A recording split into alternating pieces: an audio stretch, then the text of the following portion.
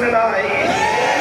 কিন্তু দুর্ভাগ্যজনকভাবে 1971 বাংলাদেশ স্বাধীনতা অর্জন করবার পর বাংলাদেশের স্বাধীনতা যুদ্ধে নেতৃত্ব দানকারী শেখ মুজিবুর রহমান সাহেব পাকিস্তানের কারাগার থেকে মুক্তি লাভ করে সোজা চলে গেলেন লন্ডনে।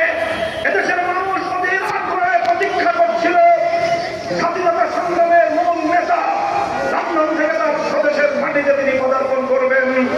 কিন্তু দেশবাসীর সেই আশা এবং আকাঙ্ক্ষার বুকে ছুরিকাঘাত করে এদেশের মানুষের স্বপ্নকে দুপায়ে গলিত করে শেখ মুজিবুর রহমান সাহেবের বিমান বাংলাদেশে নয় ল্যান্ড করল দিল্লিতে।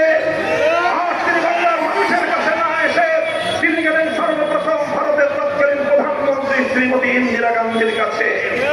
তিনি সেদিন ইন্দিরা গান্ধীর কাছে দাসখত দিলেন। ইন্দিরা গান্ধীর কাছ থেকে তিনি প্রেসক্রিপশন আনলেন।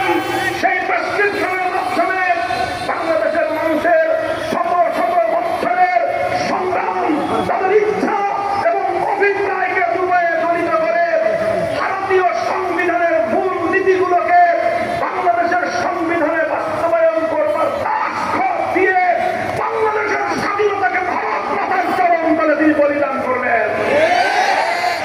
এরপরে শুরু হলো আমাদের বঞ্চনার ইতিহাস।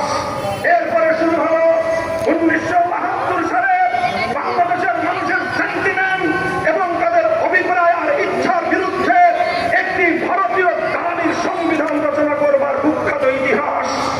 72 সালে নতুন এক চেতনা তৈরি করা হলো।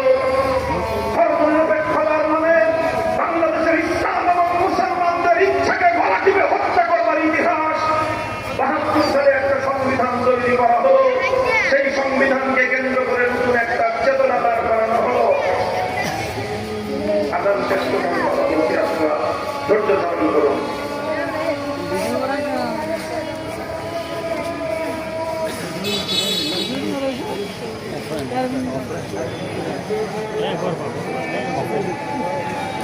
Yeah,